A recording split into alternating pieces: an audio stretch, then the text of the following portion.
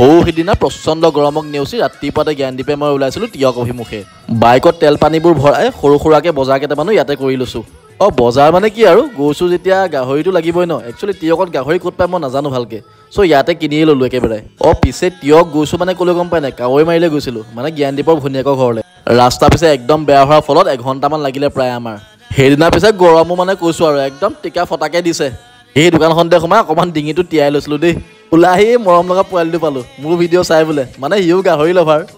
পিছে ভিতৰুৱা এই বাটখিনি কিন্তু বহুত ধুনীয়া, মানে দুইফালে গছ গছনি আছে ন, কেনেকুৱা ঠাণ্ডা মানে, ইমান ধুনীয়া সেউজীয়া পৰিৱেশ। সঁচাকৈ দেই, এনেকুৱা জেগাবিলাক বৰ ধুনীয়া লাগে মোৰ কিন্তু। আচলতে ইহঁতৰ ঘৰলৈ বহুত দিনৰ পৰা যামকৈ যাবই পৰা নাছিলোঁ। আজি টাইম সুবিধা মিলি গ'ল কিনে ওলাই দিলোঁ আৰু। সেইটো আমাৰ জ্ঞানদীপৰ ভাগিনীয়েক, মানে আমাৰ পোৱালি, আৰু এয়া জ্ঞানদীপৰ ভনীয়েক। ককায়েক যাব বুলি ভনীয়েক একদম কামত ব্যস্ত পূৰা। এইফালে বৰমাই আমালৈ কেটলিত চাহ বনাইছে। টিউবৱেলৰ ঠাণ্ডা পানীৰে মুখ হাতবোৰ ধুই একদম শীতল কৰি লোৱাৰ লগে লগে হাতত চাহ পালোৱেই নহয়, মাৰিয়ে দিওঁ আৰু দেই।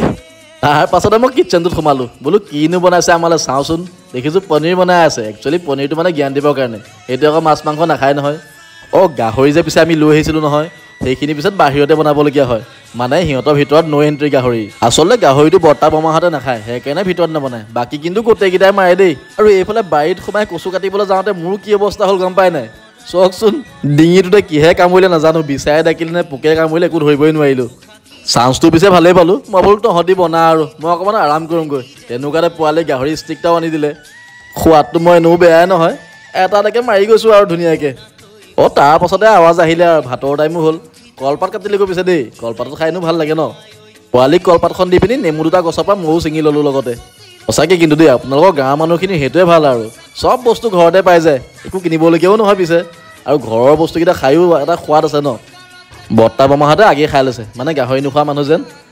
আৰু একো নাই বাৰু, মই বোলো খাই লওক দিয়ক ধুনীয়াকৈ। তাৰ পাছতে আমাৰ পাল পৰিল। মুনুৱে কিন্তু আইটেম এগালমান বনাইছিলে দেই। আলহী খাব গ'লে পিছে সেইটোৱে ফাইদা আৰু দেই, বিধে বিধে খানা পাওঁ। এইফালে এইখিনি পনীৰ মানে জ্ঞানদীপৰ কাৰণে বনাইছিলে, কিন্তু ভাগতটো আমিও ল'লোঁ। এইফালে গাহৰি, মাছ, ঢেকীয়া ভাজি, পদিনা চাটনি, আৰু কি লাগে আৰু ন। মইতো একদম পেট ফুলকৈ মাৰিছোঁ আৰু দেই।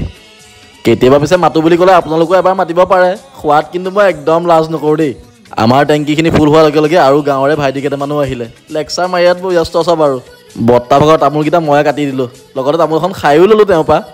পিছে আমাৰ যাবলৈও টাইম হ'ল, মুনুৱে বেগত কিবা কিবি ভৰাইও দিছে। পিছে আজি দিনটো কিন্তু বৰ ধুনীয়াকৈ পাৰ হ'ল দেই। আৰু কেতিয়াবা আপোনালোকৰ ঘৰলৈও মাতো বুলি ক'লে মাতিব পাৰে, কিন্তু মই কিন্তু একদম নিলাজ, গৈ চিধা ওলামগৈ।